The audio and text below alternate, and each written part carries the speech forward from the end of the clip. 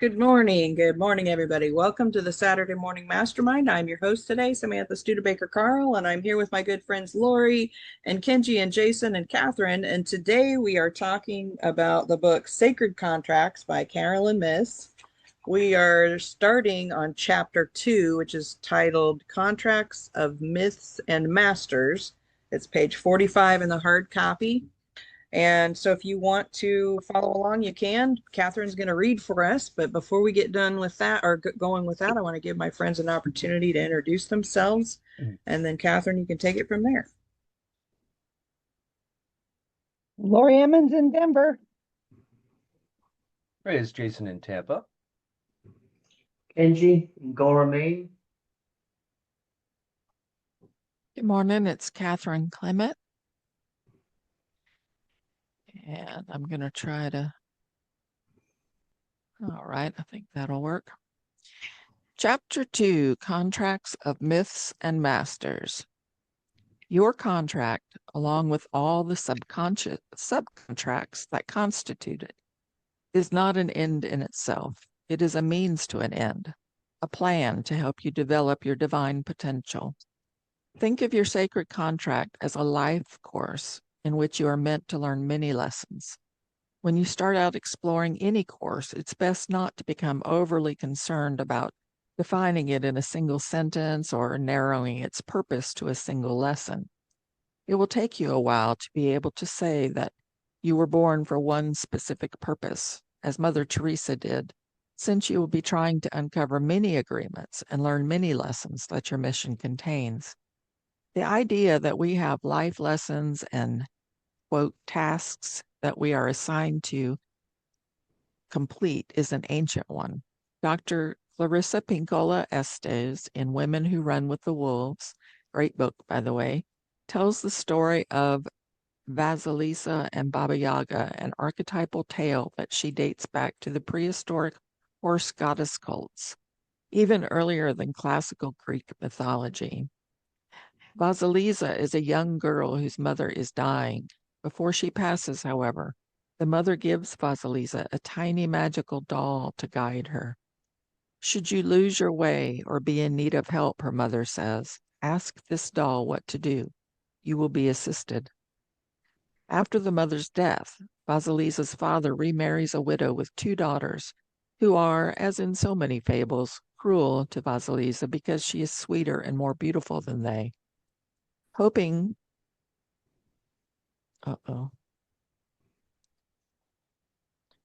it went 2 pages, sorry about that. Hoping to get rid of her, they deliberately extinguish the fire that warms their house and force her to go into the forest to get coals from the old witch Baba Yaga. To find her way through the dark, menacing woods, Vasilisa reaches into her pocket and consults the doll, who tells her the right way to go at every fork in the road. When Vasilisa finally locates the old witch and asks for fire, Baba Yaga tells her that she can have it only after the girl performs several seemingly impossible tasks for her, including separating the mildewed corn from the good corn and retrieving millions of poppy seeds from a pile of dirt. While Vasilisa sleeps, her doll completes the tasks. The tiny doll hidden inside a pocket symbolizes every woman's need to use her intuition when making difficult, fine distinctions in judgment. Just as our dreams can help us solve our problems if we pay attention to them, so can our still, small voice within. The fresh and mildewed corn, poppy seeds, and dirt represent what Estes calls remnants of an ancient healing apothecary, which also symbolizes healing the mind and spirit with the help of intuition. After Vasilisa completes the tasks, Baba Yaga gives her a skull with fiery eyes to take home and relight the hearth. Vasilisa returns triumphantly, and with this inner fire restores the life-giving flames to the home. By morning, the fiery skull has burned the cruel step-family to cinders. As Estes aptly points out, this is a story about the power of intuition, specifically about power handed from mother to child. Over generations, she writes, These intuitive powers became as buried as streams within women, buried by disuse and unfounded charges of disrepute. However, Jung once remarked that nothing was ever lost in the psyche. Women can rediscover and act on their inner powers. Men, too, grow detached from their natural intuitive powers and need to become reacquainted with them. As Vasilisa's father had to awaken the evil he had unwittingly brought into his home, we all must be mindful of inner thoughts and our actions so that they do not lead us to hurt ourselves or our loved ones.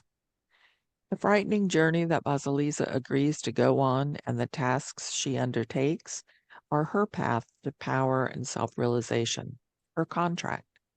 She and all of us are meant to learn to rely on our little doll, our inner voice and self, the intuitive sense of where to go and how to proceed in life with all its dangers and demands.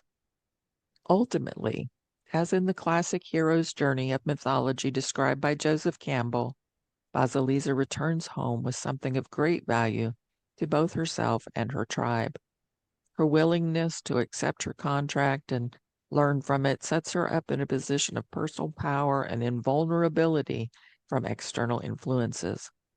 Like Vasilisa, you too will have many tasks to fulfill in many aspects of your life. Your sacred contract, your mission in life, cannot be reduced to just one thing, one job, one relationship, one goal. To help you grasp the full extent of your sacred contract and its agreements, it might help to compare them to a simple business contract. In short, a sacred contract is an agreement your soul makes before you are born. You promise to do certain things for yourself, for others, and for divine purposes. Part of the contract requires that you discover what it is that you are meant to do. The divine, in turn, promises to give you the guidance and you need through your intuition, dreams, hunches, coincidences, and other indicators. Legal contracts hold us accountable for the multiple terms and clauses that are part of the overall agreement. Even in taking out a mortgage to buy a house, for example, you are required to do more than simply make a monthly payment. You have to keep the house and property in good repair, pay taxes, insure it, and usually, in order to accomplish all this, deal with numerous other parties. You also agree to abide by the law of the country and state in which you sign the agreement or take out the mortgage. Your sacred contract, too, subjects you to the laws and order of a greater state, that of the divine. The whole of creation, in fact, follows rules that govern and maintain the flow of energy and life, from the law of gravity to those of thermodynamics. From the earliest days of civilization, humanity has been given rules to follow and has accepted the need to abide by them. Among the most widely accepted of these, which can be considered subclauses of your sacred contract, are the Ten Commandments. Even before Yahweh handed those codified rules to Moses, however, he had made other covenants with Noah and Abraham, promising to protect their offspring and help them prosper if they met certain terms. For the first time, the scriptures used the word covenant, a term that originally meant a legal binding agreement between two or more parties, in essence, a contract. As a visible symbol of his covenant, God put a rainbow in the sky to remind himself to uphold his end of this agreement. In return, he required that Noah and his descendants be fruitful and increase in number. More significantly, Yahweh commanded that not only that they procreate, but also that they respect the sanctity of life, saying that, "From each man I will demand an accounting for the life of his fellow man. Whoever sheds the blood of man, by man shall his blood be shed, for in the image of God has God made man." God established his covenant with Noah and his descendants, and with every living creature that was with you, the birds, the livestock, and all the wild animals, all those that came out of the ark with you, every living creature on earth. Genesis 7-9. In other words, we are to be stewards and caretakers of the planet. God later established a similar covenant with Abraham, offering to preserve and multiply his offspring in exchange for Abraham's agreement to have all the male children of his people circumcised. Although both Abraham's and Noah's contracts were established in what we might call the spiritual realm, they specified particular terms of action in the physical world, compliance with which would yield great benefits to all parties. Here are some other comparisons between earthly and sacred contracts. In a legal contract, two parties agree to participate in some task or to hold themselves accountable to the same commitments for a mutually beneficial reason. In a sacred contract, an individual and the divine commit to a mission that promises to expand that individual's spiritual consciousness, as well as further the expression of the divine on earth. In a secular contract, you commit to doing what you must to fulfill the terms of the contract legally. You may also agree to work with subcontractors or obtain raw materials you need to complete the agreed on tasks. In a sacred contract, the divine guarantees that all materials or energy that are essential to the completion of your task will be provided. These provisions can include anything from receiving necessary earthly capital to being guided into certain relationships or developing an illness. A legal contract holds you responsible for the quality of the project or product. You warrant that you are qualified for the task. Although you have everything you need within you to fulfill your sacred contract, you will not be provided with everything you want. You will probably have to learn that you have the inner resources to do what you need to do. You will have to learn your strengths and capacity to push yourself beyond your apparent limitations. In a business contract, work is offered in exchange for some kind of support, usually financial, often in the form of an advance or binder. Some contracts provide regular payments throughout the term of the contract as certain subclauses are fulfilled. You may be promised certain future bonuses, such as royalties, residuals, or stock options, and you may receive certain secondary advantages, including on-the-job training, expenses, insurance, and other fringe benefits. In addition to the financial remuneration, one party may offer to help in other ways. In a deal between a writer and a publisher, for example, the publisher may also agree to promote your book in a number of ways, with advertising and a publicity tour. In a sacred contract, your payment is in spiritual capital, in insight, purpose, self-understanding, and the attainment of spiritual attributes such as compassion, selflessness, and faith. Your sacred contract is supported by divine guidance, what we might call a heavenly bank account, on which you can draw for inspiration and energy to complete your assigned tasks. In addition, you may receive unexpected infusions of grace from time to time to help you complete your tasks. Although a legal contract can be broken, there are often severe consequences, including legal and financial penalties, which can extend for years. A sacred contract is a learning process and therefore cannot be broken. It commits you to developing your inner consciousness and your understanding of how to work with forces greater than your own personal will. One personal and spiritual growth benefits others around. Our personal and spiritual growth benefits others around us. We learn, among other things, that we are here to help each other. Because a contract is an opportunity to empower your spirit, you are bound by higher laws to pursue that process. You are often given more than one opportunity to complete a learning process. Each time you try to avoid an opportunity or challenge, the consequences become more severe. If conditions change over the course of a business contract, you may be able to negotiate its terms in good faith. If, for example, your expenses exceed expectations for reasons beyond your control, and keep you from fulfilling your agreement, you may be able to request some form of financial relief. Professional athletes, among others, renegotiate long-term contracts if their market value is perceived to have increased significantly. As you progress in understanding the terms of your contract and what you have agreed to learn, you may discover that what you thought was a contract to develop your personal potential, to become better at work, say, is actually a contract to expand your divine potential. Although your contract hasn't changed, your understanding of it can, and it may feel to you like a renegotiation. The Spanish philosopher Miguel de Unamuno once wrote that as humanity suffers on earth, God suffers with us, which is, after all, the root meaning of compassion.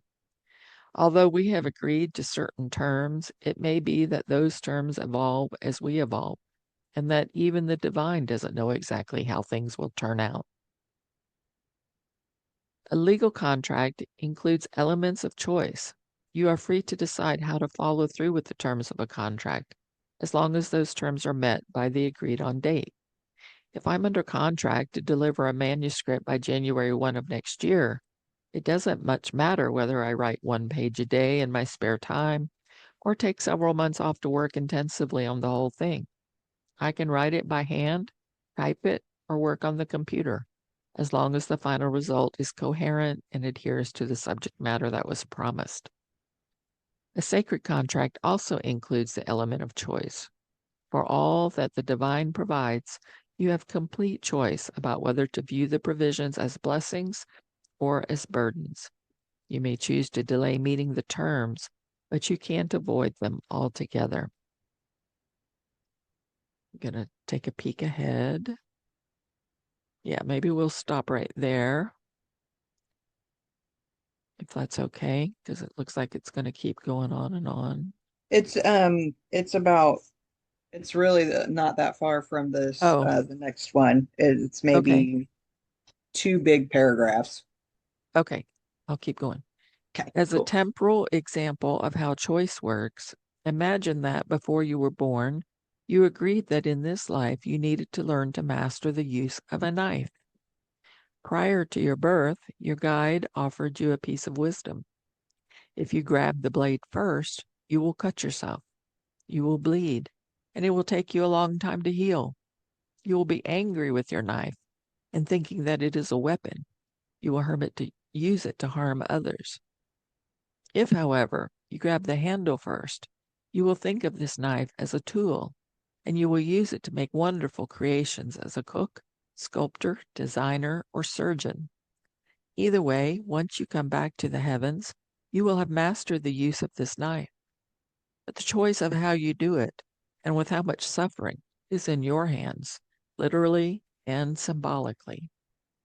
You can choose to learn by wisdom or by woe. Consider, for example, that learning the power of forgiveness is essential to your spiritual path. Learning forgiveness indicates that you have someone to forgive. So, say that you need to forgive your parents for pressure they put on you or demands they make of you. Or maybe you need to forgive a boss who fired you from a job in which you were financially secure but emotionally unfulfilled and unhappy. These people are playing a role in your life that is necessary for you to figure out. Through your interactions with them, you will learn about your purpose. You have to make a conscious choice whether to forgive them. Without a doubt, the choice to forgive is a greater challenge than remaining resentful. But this more difficult path will bring you peace and spiritual wisdom. Resentment, though appealing to our senses of righteous indignation, comes with a high price in the long run. It is harmful to your physical, mental, and emotional health. When you choose not to forgive your parents, employers, or other supposed adversaries, you isolate and alienate yourself from others and from the world. You trap yourself in an unhealthy energy pattern that can even lead, ironically, to making you eventually dependent on others through illness or other life circumstances. Refusing to accept a spiritual task, such as forgiveness, is a painful is a painful way to learn, but learn you will. And if you refuse the lesson, you will encounter it again and again and next time. All right. Thank you We'll for reading stop that. there. That was a long section there. Let's see You're welcome. here. 31. All right. That was a lot to take in. One of the most the last thing that kind of stuck with me right there closer to the in the last couple of paragraphs was that sentence that said you can choose to learn by wisdom or woe. It's like one way or another you're learning this lesson. And it's uh, it's very interesting. And the other part about it talking about sacred contract is a learning process and therefore cannot be broken, unlike, a contract in human existence, a spiritual contract, you can't break it. And so you pretty much are stuck with it. I find it interesting though that it's feels so, I don't know, sometimes it just feels like it's outside my grasp to figure out what it is I'm supposed to be doing, you know.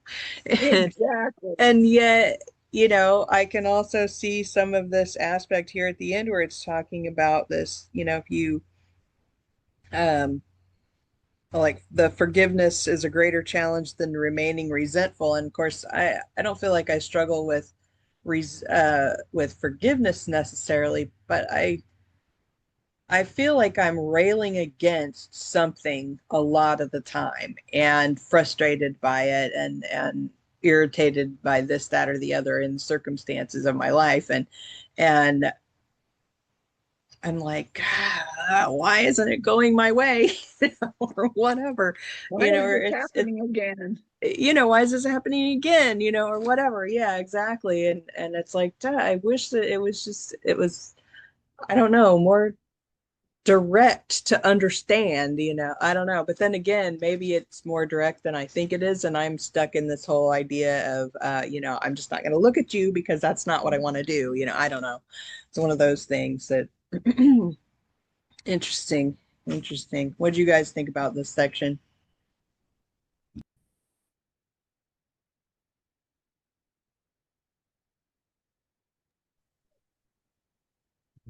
Well, it bounced around so much that it was, a bit like, I don't know, I was waiting for it to get to the point.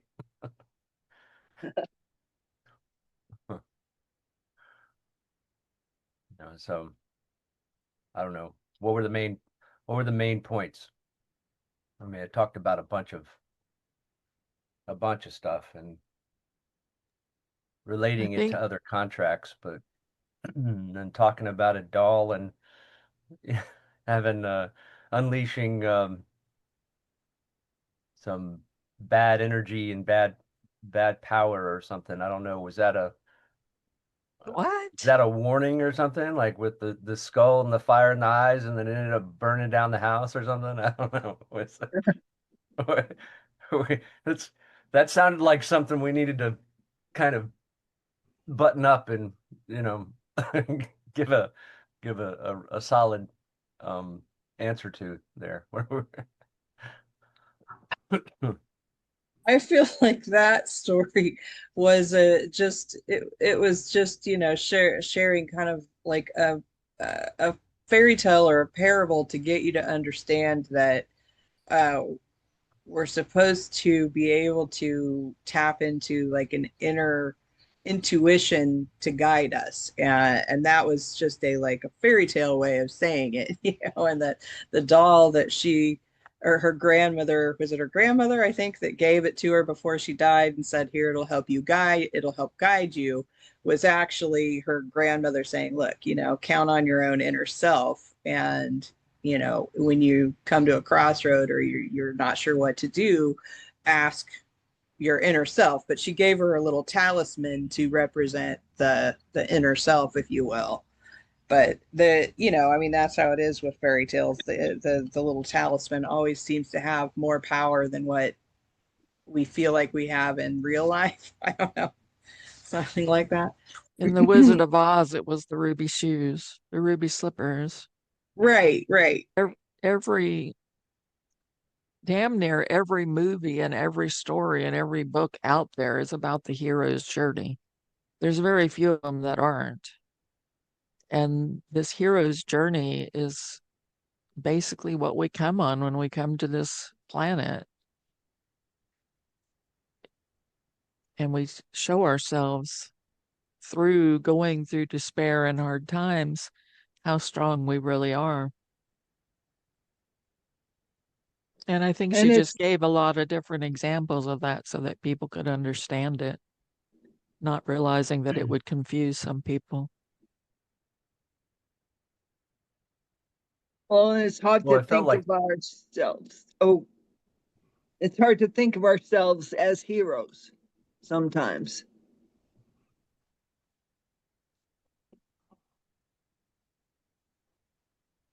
Go yeah, ahead, Jason. yeah. Well, the hero's journey, I think that's not really, the hero of the story may not be like the hero that's like a Superman hero, but it's, the journey is the thing that it's about with, at least this is how I've kind of come to encapsulate it, that it is like what Catherine was saying, like in every story, there's a particular main character that has to go through trials and tribulations, and then they, most of the time come out in the end learning a lesson and um, you know growing from it. But it was interesting because well, one of the things I got from um, the talisman type thing that you were talking about was, well, I noticed they did talk about the inner voice, but she gave her a doll to represent that. So it kind of led the girl on gave her the wrong idea that she needed to look towards a talisman for the voice rather than looking inside her own self. And then with the skull part of it, the evil power or whatever, I mean, that seemed like it was more about the the rest of the family trying to get back at her, and they couldn't deal with their own issues, and so they ended up perishing because of it, something like that. So it was multiple She lit things the bitch going. on fire. I feel like if we look at that symbolically, versus literally, is that, because the doll is a symbol of the inner self, and the evil, step family is a symbol of the everyday challenges that we all face. And so when she was able to listen to her inner self and allow that part to guide her, then she was able to overcome the challenges that she was facing. I think that was the core message of that fable. And then they Yeah, didn't bother her anymore. And then Just they, like, yeah, exactly. It's like once just you overcome it, you've accomplished exactly. the task. Just like, not, and you've brought this up many times, so I feel like I can, but just like you've said, Samantha, there was a point in your marriage where, it was really close to just like being done with this kind of thing. But you looked at your part of everything. And even though you couldn't change him, you did change you. And that seems to have solved most of the issue because you're still married 10 years later, right? So you did that whole story just Right. with that one just with that one piece of your life. That's not even including all the other amazing stuff, but just as an example. Yeah, yeah, exactly. And I feel like that so many of the books that we have read have focused on this whole inner talk, whether it's specifically the talk or our attitudes about ourselves or our life or whatever. And when we can change those, we change the way that we look at things, or we change the ideas that we have about things. That's when we're able to overcome whatever challenge it is that's coming our way, whether it is outside forces, or whether it's relationships, or whether it whatever it happens to be. It's all a matter of how we look at it. And if we're always looking at what we're not happy about, then we're stuck in that kind of like what he was saying there, or she was saying at the end about being stuck in the resentment. And then it still you still keep having it, that whatever it is that you're facing, it just keeps coming at you until you can get to the point where you either A, as you just become worse and worse and worse, or B, you figure out a way to overcome it. So that's it. It's interesting. I was reminded when you were just speaking about of course I had the one challenge that was my marriage, then of course we have other challenges in our lives, whether, it's kids or business or work, relationship, whatever it is. And that, and she addresses that in here, that it may not be just one mission. It can't be reduced to one thing, one job, one relationship, or one goal. It's multiple things. So that's when she started talking about the business contract. This is what it's like. It's not just one aspect, it's multiple aspects. And so I think that was her thought process on the comparing it to, a business contract versus a spiritual type of a contract.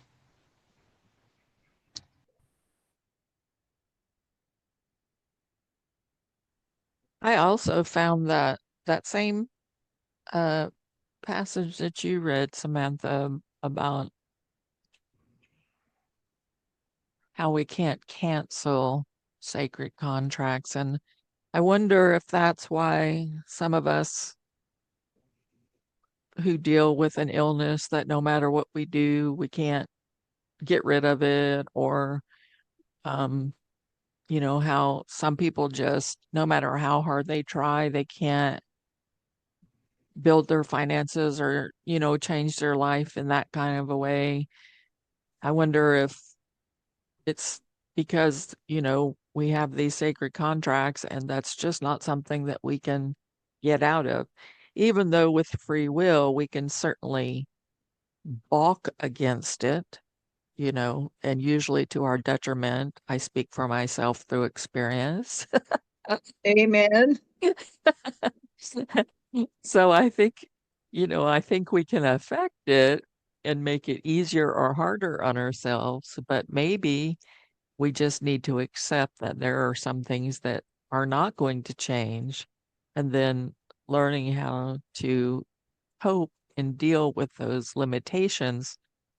Because you have to imagine that even though as humans we aren't fully aware of our full power, as spirits we are, as souls we're aware. And so how frustrating it must get when we're down here playing, the poor me game, poor little old me, and the soul's up there going, what the fuck are you talking about? Like you are, you can create worlds with your power. Like, what's going on down there?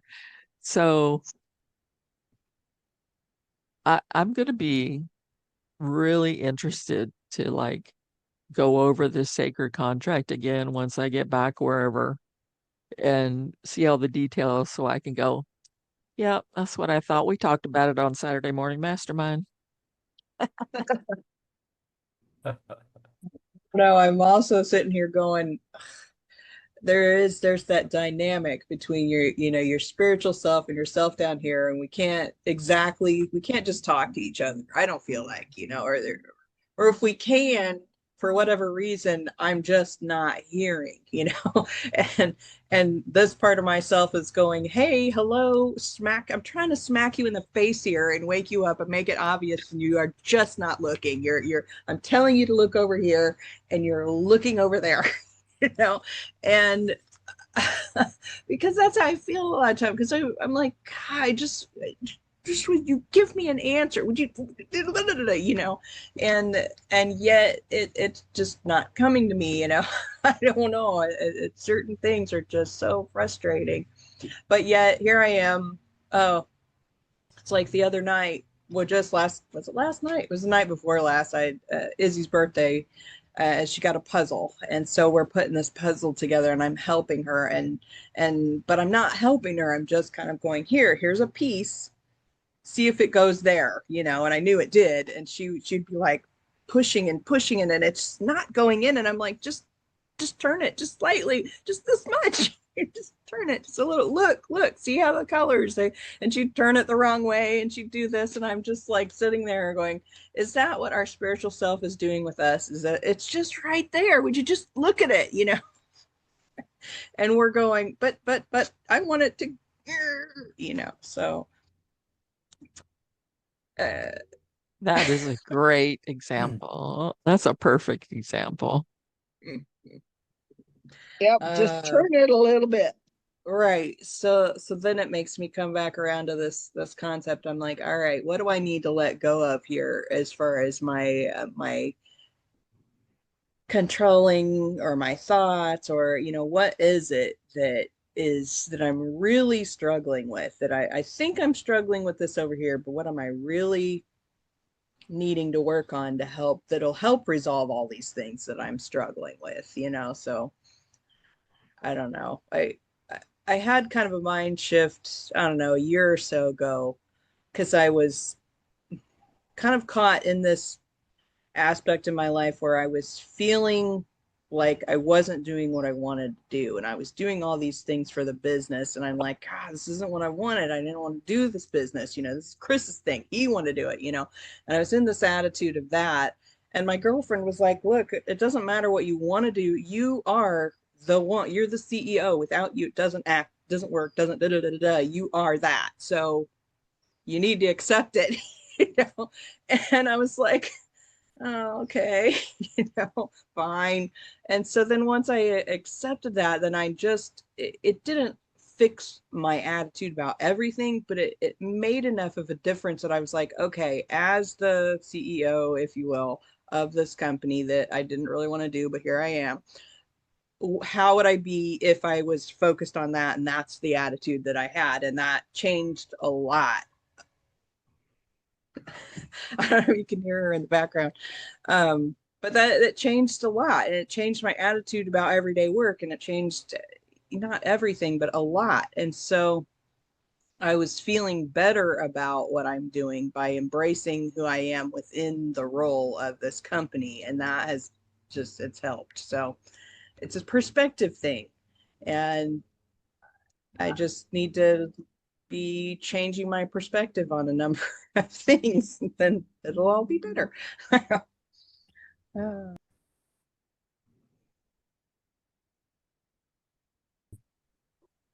Yeah, that makes total sense, really.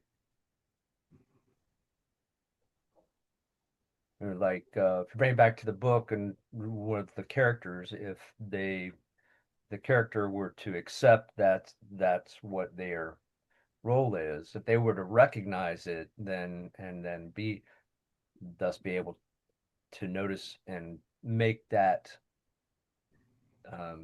accept it for what it was because they actually recognized it. Then that gives them the power to then step into that role completely and then appreciate it from that different perspective. That's and then you're not then they're not constantly saying, well, for the um false Lisa saying that maybe saying, she's just a kid, why should she have to go through all this, and be the one to go on that adventure to try to find fire to heat their house or whatever. And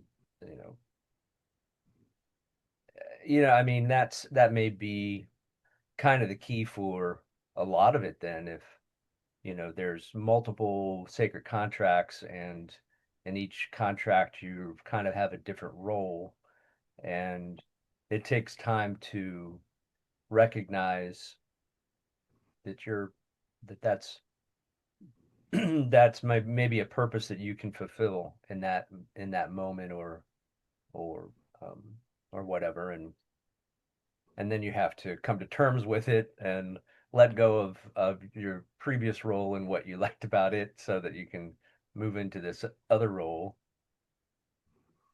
But once you do, then you've got that different perspective that allows you to actually settle into it and have a different, have more appreciation for it, and then actually be happier, because it's a role that is that you're uh, not forcing yourself into, but you're stuck with it nonetheless, and you have to you're kind of as they as you guys said, or the book said, learn from the wisdom of it, or the woes of it. Interesting. So it makes me think that, okay, we should examine these emotions that we're having, that are the frustration or the anger or the resentment or the irritation, whatever those are, and look at those in terms of, okay, what is it that I'm railing against in this moment? And how can I look at it in a different way, or change what I think about the situation? Why is it that I am so irritated and annoyed by this particular thing? What is it I need to see? I don't know, something along that lines. And then I guess for me, that would have to change into a questioning my intuition with openness, versus railing at at my intuition, like, what the F, why? and and just be more of a, okay, I need to know what I know. And that isn't the right attitude about it either. That need is still a frustration. It's okay, I'm open to seeing. I realize I'm not looking in the right place. Where do I need to look? Okay, I give up. I don't know. I'm giving up my railing against this issue, and I need to just be open to what it really means, versus what me and my mumbo jumbo that I'm just continuously railing against, so.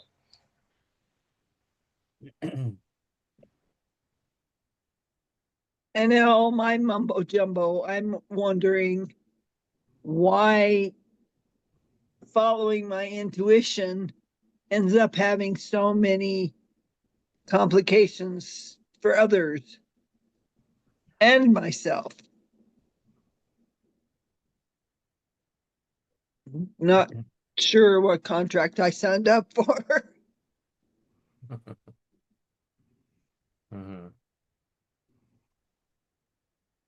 I think our intuition can, in the next, like, if you look at it as you're stepping from one role to kind of another role, and sometimes I would think that, at least for me, if I were to unconsciously carry my emotions, or things from the previous roles into the future roles that aren't helpful, then my intuition gets colored with the wrong emotions, because it's hard to just sort of go into something new with a clean, like, completely wiped clean perspective.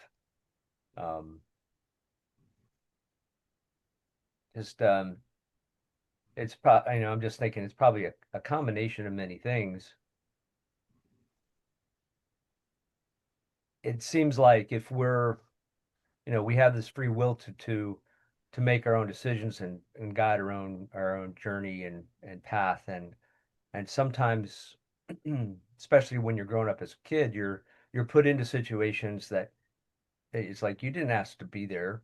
You didn't ask, and so you're sort of left wondering, well, and you're not in control, so you're kind of left wondering, well, what is your role there? What are you supposed to be learning there? What and and are you still supposed to be using your own free will to just be like um, only um, worried about your own self-interest in those moments as well?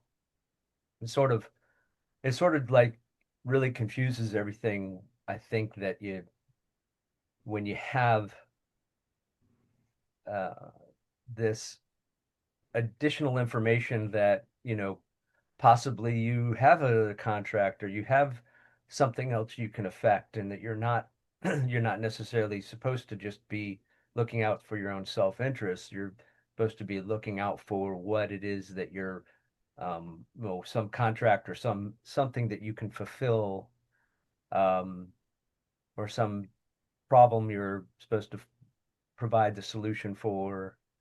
Um, I think it just can get really confusing when you're looking at it that way rather than just living your living your life and going through it and not being concerned and just leaving it up to the universe that you're gonna you're gonna fulfill those contracts no matter what. So let me just live my life and focus on my own self-interest so I can move ahead rather than worried about, am I doing all the things along the way that I'm supposed to be doing to fulfill the contract, and then um not actually uh, making the progress and that you want to throughout your life, that with the different things. So did I confuse it enough for you guys?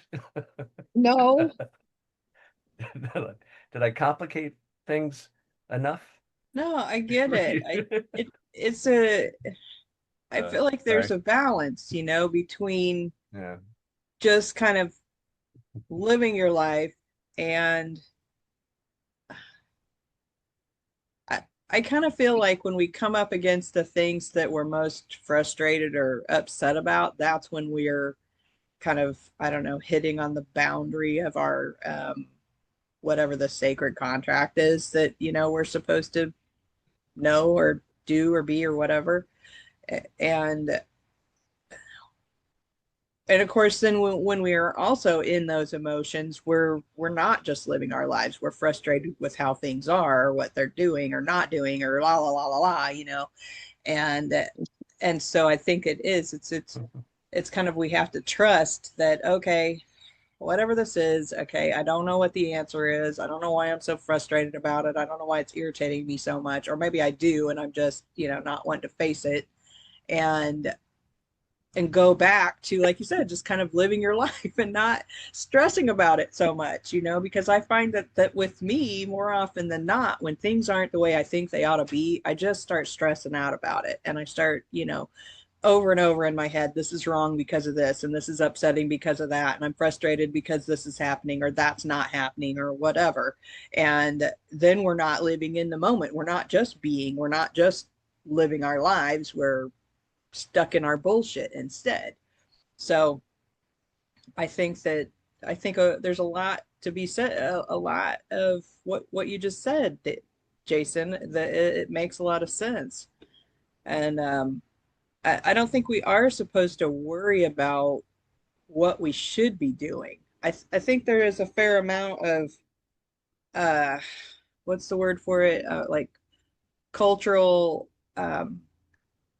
pro- programming or conditioning to make us think that we're supposed to have a purpose, and if we don't know what it is, then we must be doing something wrong, or we're, I don't know, we're not as good as, or whatever that mumbo jumbo is. expectations. Yeah, there's all that expectations that we've been kind of trained to have, and if we're not making enough money, or we haven't been successful enough, or we're not doing this, or we don't have a purpose or whatever, that there's something wrong with us, versus the idea that, let's just live and enjoy the living, And when things come up that are frustrating or upsetting in some way, that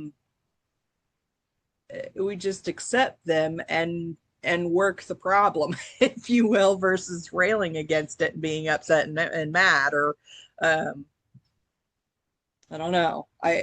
I'm reminded just now of that one movie that I can't remember what it was called, Martian or something like that, or Mark Wahlberg is part of a team that goes to Mars, and he accidentally gets left behind, and he's still alive and he's fine, but he's got to survive however like hundreds of days before they can send him supplies back because we're so far from Earth and all of that. And he could just lay there and go, okay, well, I guess I'm dead, and be mad about it and rail and be upset and this and that and the other. But instead he starts working the problem. How can I, rather than why is this happening to me? He works the, okay, how can I survive until, how can I let them know I'm even here, all those kinds of things. So and that's another, the hero's journey, right? He's faced with this this completely impossible task of surviving on Mars with minimal resources, and he manages to survive. And that's the message, is that overcoming that ridiculous, that impossible task. Because every day we're faced with things that we think are impossible or that are extreme challenges, uh, and we think we can't overcome it, but in reality we just have to figure out how to work the problem. So I don't know, maybe that's all there is to it. And we just keep getting stuck in our own BS. But we're at the top of the hours, guys. We need to wrap up because I know we have other things. Everybody has things they got to do. So final thoughts before we go. Great being here as usual. Seems to always come back to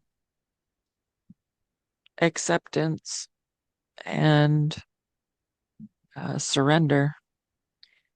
Even in all the heroes' journeys tales, I mean, they have this big issue that they're going against, but then at some point they just have to like surrender and say, okay, so this shit's happening. What can I do? Like, what am I going to do? How am I going to handle it? And hopefully we don't come down here with missions that are too impossible. It's funny because I was just watching Mission Impossible, bunch of Mission Impossible movies last night. So,